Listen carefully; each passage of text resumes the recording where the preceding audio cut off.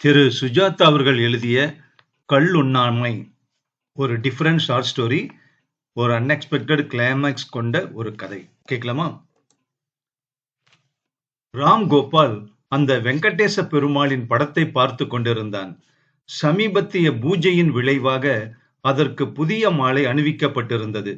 ஊதுபத்தி புகை மெல்லியதாக நெளிந்து கொண்டிருந்தது. சாகசமாக அமைக்கப்பட்ட பல்புகள் படத்திற்குள் பிரமித்துக் கொண்டிருந்தன. என்ன வேணும் என்று கேட்டார் கடைக்காரர். அந்த படம் எங்க வாங்குனீங்க? அது முதலாளிக்கு தான் தெரியும். உங்களுக்கு என்ன வேணும்? விஸ்கி என்றான் அவன். என்ன whisky? Diplomat, Black Knight, Red Knight, Old Tavern. Ram கோபாலுக்கு அந்த பெயர்கள் எல்லாம் புதிதாக இருந்தன. எது ஸ்ட்ராங்கா இருக்கும்? எல்லாம் ஒரே மாதிரி ஸ்ட்ராங்கா தான் இருக்கும்னு நினைக்கிறேன். நான் குடிக்கிறது இல்ல சார். மறுபடி சொல்லுங்க பேர. அவர் சாரதா கஃபே சர்வர் போல பட்டியலிட்டார், வெளியே பார்த்து கொண்டு. ரெட் நைட் கொடுங்க. Let the knight be red. NIGHT இல்ல, KNIGHT. நீங்க படிச்சவரோ? விஸ்கி விக்கிறனே, தெரியலையா? தமாஷா பேசுறீங்க. பில்ல போடுங்க. குவார்டர் பாட்டிலா? 2 பேர் சாப்பிடணும். நீங்க எத்தனை பேர் வேணும்னாலும் சாப்பிடுங்க சார். 1/4 பாட்டிலா, அரை பாட்டிலா? அரை பாட்டில் கொடுங்க. உங்க பேர் என்ன? அமிர்தராஜ். அமுதரசன்கிற பேர்ல பத்திரிகைகள்ல துணுக்குகள் எழுதுவேன். விஸ்கி விற்காத போது எழுதுவீங்களா? காகித பை வேண்டாம், பை கொண்டு வந்திருக்கேன். அமிர்தராஜ், உங்ககிட்ட ஒன்னே ஒண்ணு கேட்கலாமா? விஸ்கி சாப்பிடுறத பத்தி மேற்கொண்டு எதுவும் கேட்க வேண்டாம். விலைய தவிர வேறு எதுவுமே எனக்கு தெரியாது. அதோட விலை தெரியும், அவ்வளவுதான். சரி, வரேன். தேங்க்ஸ். சில்லறை வாங்கிக்கங்க. அலுமினிய 10 பைசாவா கொடுங்க. டெலிபோன் பண்ணணும். அந்த பப்ளிக் கால் ஆபீஸில் நாணயங்களை போட்டுவிட்டு அதை கன்னத்தில் அறைந்ததில் அவனுக்கு கனெக்ஷன் கிடைத்தது. ரூம் நம்பர் 36ல புஷ்பான்னு ஒரு பொண்ணு இருக்குது. அத கொஞ்சம் கூப்பிடுங்க. நீங்க எங்க இருந்து பேசுறீங்க? வாயில இருந்து. கூப்பிடியா? நீங்க யாரு? புஷ்பாவுக்கு அப்பா. கொஞ்சம் இருங்க சார். சற்று நேரம் அங்கே இருந்த டைரக்டரையே புரட்டினான். ஹலோ அப்பா. புஷ்பா, என் மகளே. இடியட், உன்னோட குரல் தெரிஞ்சு போச்சு. எதுக்காக போன் செய்யணும்? என்ன விஷயம்? இன்னைக்கு சாயந்தரம் என்னுடைய ரூமுக்கு நீ வரணும். ராத்திரி என்னோட தான் சாப்பாடு. நான் டாக்ஸி கொண்டு வர்றேன். Wait a minute. இன்னைக்கு சாயந்தரம் எனக்கு என்ன என்கேஜ்மெண்ட்னு பார்க்கணும். சுசித்ரா ஆர்ட் கேலரியில.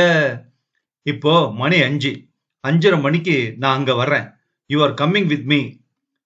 பிக்சர் போக போறோமா? இல்ல, பேசிக்கிட்டு இருக்க போறோம். அப்படியா? நீ கூப்பிட்டா நான் உடனே வந்துடுவேன்னு நினைக்கிறியா? நீ வரப்போற, அவ்வளவுதான். மேல பேச்சுக்கு இடமில்ல. என்ன ராம்ஜி, கொஞ்சம் அக்ரெசிவா இருக்க? யாராவது உபதேசம் செஞ்சாங்களா? இந்த மாதிரி அதட்டலா இருந்தா பெண்கள் கூப்பிட்ட குரலுக்கு ஷூ காட்டின்னு வருவாங்கன்னு. How silly my dear Shatrughan Sinha என்றாள் அந்த பெண். புஷ்பா, பிளீஸ். அப்படிவா வலிக்கு. That's more like it. மறுபடி சொல்லு. Please please. நான் கெஞ்சி கேட்கிறேன். என்னுடைய ரூமுக்கு விஜயம் செய்வியா? வயா? வேன். அவள் சிரிப்புடன் அந்த சம்பாஷணை வெட்டுப்பட்டது. ராம்கோபாலின் நரம்புகள் துடிக்க ஆரம்பித்தன. இன்று இரவு I will chit use her. Ramgopal ஒரு அதைரியன். நீச்சல் எல்லாம் வாட்சை விற்று கள்ள டிக்கெட் வாங்கி ப்ளூ பிலிம் படத்தை தலையில் முண்டாசு கட்டி கொண்டு பதுங்கி உட்கார்ந்து பிரேமுக்கு பிரேம் பிலிம் எம்பி குதிக்கும் அந்த படத்தின் வெளிச்சம் போதாத சேர்க்கையில் உள்ளம் வெம்பி துவண்டு திரும்பி வந்து வளவளவென்று சவரம் செய்து கொண்டான். இந்த புஷ்பா என்கிற பெண் ஒரு விதத்தில் அவனிடம் சுலபமாக பேசும் சிநேகிதி. ஒன்றும் அப்படி வாட்டசாட்டமோ வெளுப்போ இல்லை. இந்த மாதிரி அழகற்ற ஒல்லியான பெண்களுக்கென்றே ஒரு தைரியம் இருக்கும். சுலபத்தில் பேசி சிரித்து மற்றொரு குறையை ஒப்பேற்றும் பயாலஜிக்கல் சாகசம். இந்த பெண் பேச ஆரம்பித்தால் ஸ்டின்பர்க் அது இது என்றுதான் பேசும். நல்ல இங்கிலீஷ். காஃபி ஆறி போவதை கவனிக்காமல் காண்டினி யோனி, அவன் தம்பி யோனி என்று ஒரே இன்டலெக்சுவல் தான். ராம் கோபால் கொஞ்ச நாள் பொறுத்து பார்த்தான். அப்புறம் அந்த பெண்ணை பார்த்தாலே சரேல் என்று கிட்டத்தட்ட சந்துகளில் மறைய ஆரம்பித்தான். அவள் சிநேகிதத்தில் ஒரு தடவையாவது அவளை விஸ்கி சாப்பிட என்ற சூழ்நிலையில் சிந்தித்து பார்ப்பதே இல்லை.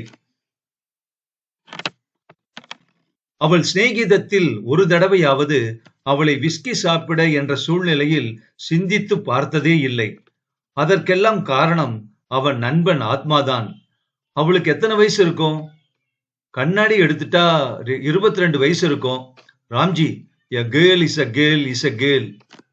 புரியல ஆத்மா. Use her my dear boy. இந்த மாதிரி தான் திருவனந்தபுரத்துல இருந்து ஒரு பொண்ணு, அவ பேரு என்னவோ Vilasini, Padmashini or some bloody Shini. அவளை பார்த்து பேச்சு வாக்குல இந்த மாதிரி ஹைப்ரோ டைப்னு கண்டுபிடிச்சேன். இன்னைக்கு ராத்திரி என்ன செய்ய போறேன்னு கேட்டேன். கோப்ராலஜி பத்தி என் தீசிஸ முடிக்க போறேன்னு சொன்னா. கோப்ராலஜி ஐ டிக்கெட் அப்படின்னு சொன்னேன். தன்னுடைய சங்கிலியை கடிச்சுக்கிட்டே பேசிக்கிட்டே போனா. பேச விட்டேன். என்னுடைய ரூமுக்கு கூட்டிட்டு போய் என் பென்சில் சித்திரங்களை காட்டுறேன்னு சொன்னேன். வந்தா. 45 நிமிஷம் ஆச்சு அவளை வழிக்கு கொண்டு வர. அறை இருட்டாக இருந்தது. எதிர கட்டிடத்தின் உச்சியில கொக்கா கோலா விளம்பர நியான் விளக்கு அணைந்து அணைந்து எரிந்த போது அவள் உடலை சிவப்பு வெள்ளத்தில் பார்த்தபோது இட் வாஸ் எக்ஸைட்டிங். அப்போ கூட அவ ஏதோ ஒரு ஈத்தாச பற்றி தான் பேசிக்கிட்டு இருந்தா. ராம்ஜி நகத்தை கடித்து கொண்டான். கடிக்காத, நேரா போ, விஸ்கி வாங்கி வச்சுக்கோ, சுத்தமா குளி, நல்ல ஹேர் ஆயில் வாங்கிக்கோ, தலை சீவு, அவளை கூப்பிடு, கொஞ்சமா குடு, நிறைய பேசு, ஆனா பேசிக்கிட்டே இருக்காத, கொடுத்துக்கிட்டே இரு. அப்புறம் சாமர்த்தியமா லைட் சுவிட்ச. சரியாக 5:30 மணிக்கு ராம்ஜி அந்த ஹாஸ்டல் வாசலில் டாக்ஸியை நிறுத்தி உள்ளே சென்றான். புஷ்பா வரவேற்பறையில் காத்திருந்தாள். Hello Ramji, you look clean என்றாள். குளிச்ச. அப்படியா? Highly exciting. என்ன அவசரமா கூப்பிட்டிருக்க? உன்னோட பேசணும். கமான்.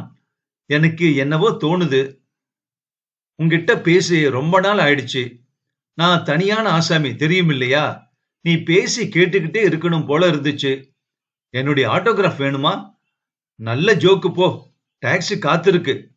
ஏதேது டாக்ஸி எல்லாம் வளவளன்னு தேங்காய் வழுவல் மாதிரி வாரிக்கிட்டு இருக்க. நீ எது விஷமத்தை ஆரம்பிக்கிறேன்னு நினைக்கிற ராம்ஜி, அப்படித்தானே? இல்ல புஷ்பா, உங்ககிட்ட பேசுறதுல எனக்கு ஒரு திருப்தி, ஒரு விதமான ஐ அண்டர்ஸ்டாண்ட். சரி, போலாமா? டாக்ஸியில் முன் சீட்டில் உட்கார்ந்தான். திடீரென்று அவனுக்கு உதயமாகியது. வெறும் விஸ்கி மட்டும் வாங்கி வைத்துக் கொண்டு, சோடா இல்லை, ஐஸ் இல்லை, விஸ்கியை மட்டும் அலமாரியில் மையமாக நிறுத்தி வைத்திருக்கிறேன். அறையில் நுழைந்தவுடன் பளிச்சென்று அது தெரியும். பாட்டில் தான் கண்ணில் படும். ச்சே, இதற்கெல்லாம் ஆத்மாதான் சரி. அவன் அறை 2வது மாடியில் இருந்தது. வீணா வித்யாவையும் நாள்புற ரம்மியாடும் ரெக்ரியேஷன் கிளப்பையும் தாண்டி அந்த அறைக்கு செல்ல வேண்டும். ஜஸ்ட் அ மினிட், சாவி வாங்கிட்டு வரேன் என்று அவளை அறை வாசலில் நிறுத்திவிட்டு விறுவிறு என்று மாடிக்கு சென்று தன் அறைக்கதவை திறந்து விஸ்கி பாட்டிலை புத்தகங்களுக்கு பின் மறைத்துவிட்டு படுக்கையில் கிடந்த வேஷ்டியை படுக்கைக்கு அடியில் மறைத்துவிட்டு திரும்பவும் ஓடி வந்து வா என்றான். அவள் தயங்கி தயங்கி அவன் பின்னே சென்றாள். ரூம திறந்திருக்கே என்று கேட்டாள். திறந்து வச்சிட்டு வந்தேன், கமின் என்றான். இதுதான் என்னுடைய டென்ட் என்றான் ராம்ஜி. எக்ஸைட்டிங் என்றாள் அவள். நாற்காலி விளிம்பில் உட்கார்ந்தாள். அவன் மேக் யுவர் செல்ஃப் கம்ஃபர்டபுள் என்று சொல்லிவிட்டு 1-2 ஊதுபத்திகளை பற்ற வைத்துவிட்டு அதை ஆட்டி அணைத்து பொருத்தினான். அது வெறியூட்டும் வாசனையாக இருந்தது. இந்த ஊதுபத்தி அவசியமா? I am allergic to all this, sorry என்று அவள் சொல்ல அவன் ஊதுபத்திகளை அணைத்தான். எதிரில் வந்து உட்கார்ந்தான். அவளை பார்த்து சிரித்தான். நவ் என்று கேட்டாள். என்ன என்றான். பேசு, எதுக்காக என்ன கூப்பிட்ட? ஜஸ்ட் லைக் தட், உன்னோட பேசுறதுக்கு, உன்னுடைய இனிய குரலை கேட்டுக்கிட்டு இருக்கிறதுக்கு.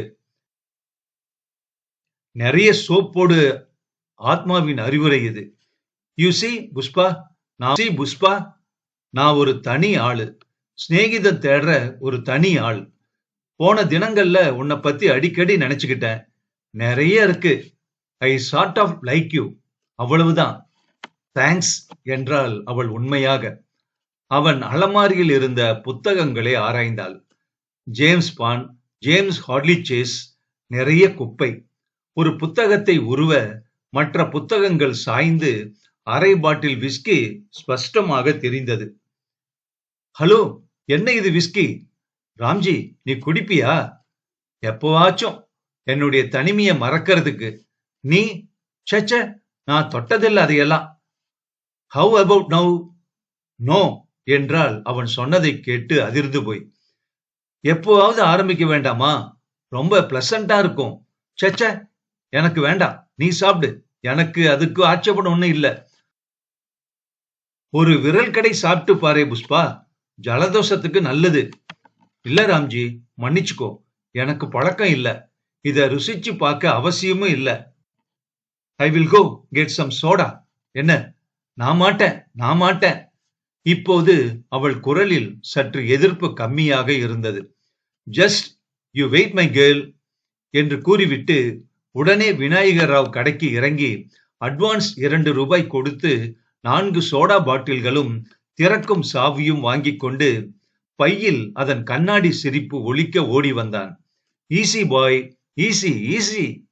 வந்து ஸ்டூலில் நெருக்கமாக அவற்றை வைத்தான். இத்தனை சோடாவா வேணும் என்று கேட்டால் அந்த சோடா பாட்டிலை பார்த்து. புதுசு இல்லையா? நீ கொஞ்சம் டைலூட் பண்ணிக்கிட்டு சாப்பிடணும். அடடா, கிளாஸ் இல்லையே. மறுபடியும் மாடி ஏறி வந்த அவன் கார்ட்டூன் போல சிரித்தான். நீ சின்ன பையன் போல நடந்துக்கிற. ஆமா, 2 கிளாஸ் எதுக்கு? நான் சாப்பிட போறதில்ல. பார்க்கலாம். அரைக்கதவை மூடிக்கொண்டான். அவள் சித்ராலயாவை புரட்டிக் கொண்டிருந்தாள். அவன் விஸ்கி பாட்டிலை திறந்து ஒரு கிளாஸில் 1/4 பாகம் போல ஊற்றிக்கொண்டு அவள் கிளாஸில் ஊற்றும் போது சே வென் என்றான். வென் என்றாள். அப்படி இல்ல, இது போதுமா? நான் சாப்பிட போறதில்ல என்றாள் அவசரமாக. அவள் கிளாஸில் சற்று அதிகமாகவே ஊற்றினான். சோடா என்று அவளை பார்த்து கேட்டான். ராம்ஜி, இது சாப்பிட்டா என்ன ஆகும்? சாப்பிட்டுதான் பாரேன். ராம்ஜி, நான் மயக்கம் போட்டு விழுந்துட்டா? அப்படியெல்லாம் ஒண்ணும் ஆகாது. ராம்ஜி, நான் மயங்கி விழுந்துட்டா என்ன ஒண்ணும் செய்ய மாட்டியே? சேச்ச. ராம்ஜி, பிராமிஸ்? பிராமிஸ் என்று அவள் கையில் அடித்துச் சொன்னான். அவள் கழுத்தை பார்த்தான். ராம்ஜி, என்ன அப்படி பார்க்காத. புஷ்பா, என்கிட்ட உனக்கு பயமா? இல்ல. Come on, let's drink. இதை எப்படி சாப்பிடணும்? மடக்குன்னு குடிச்சா நல்ல கிக்கு இருக்கும். உனக்கு நல்ல பழக்கமா ராம்ஜி? சுமாரா பழக்கம். நான் மயங்கி விழுந்துட மாட்டானே. சேச்ச. எப்படி இருக்கு என்று அவளை பார்த்து கேட்டான். கசப்பா இருக்கு, ஆனா மயக்கம் வரலையே என்று கேட்டாள் அவள். உடனே வேலை செய்யாது. இதோ பாரு, இப்படி மடக்குன்னு குடிச்சா உடனே வேலை செய்யும். ஐ ஃபீல் ஃபன்னி என்றால் சிரித்தபடி. ராம்ஜி, நான் படுத்துக்கிட்டுமா? Relax baby, relax. I feel very funny என்றால் மறுபடியும். நீ படுத்துக்கோ என்றான் ராம்ஜி. அவள் அப்படியே மல்லாந்தாள். இன்னும் கொஞ்சம்? வேண்டாம், போதும். தலை சுத்துது. நிறைய பாக்கி வச்சிட்டேன் பாரு. படுத்திருந்த அவள் உடலை பார்வையால் வருடினான் ராம்கோபால். திஸ் இஸ் சூப்பர் என்றான். விளக்க அணைச்சிடட்டுமா என்றான் உளறியபடி. ராம்கோபால் விளக்கின் சுவிட்சை நாடி சுவருக்கு சென்றபோது அந்த சுவிட்ச் அவனுடன் விளையாடியது. அதை அடைய அது பெண்டுலம் போல இங்கும் அங்கும் ஆடியது. த பிளடி சுவிட்ச் என்றான். உட்கார்ந்திருந்தவன் நின்றதால் புவியீர்ப்பு தனத்தில் ஏதோ கலக்கம் ஏற்பட்டு அவன் தள்ளாட, அதே சமயம் அவன் வயிற்றில் பிரளயம் ஏற்பட்டு குபிக் என்று ஏதோ ஒரு இத்தாலிய தேசத்து ஃபவுண்டன் போல வாரி வழங்கினான் ராம்கோபால். கீழே கிடந்த அவனை சிரமப்பட்டு படுக்கையில் சீராக படுக்க வைத்துவிட்டு அவன் ஷூக்களை கழற்றி அவன் பட்டன்களை தளர்த்திவிட்டு வெளியே வைத்திருந்த ஒரு வாளி தண்ணீரை ஊற்றி அலம்பிவிட்டு ஃபேனை போட்டுவிட்டு சென்றாள் புஷ்பா.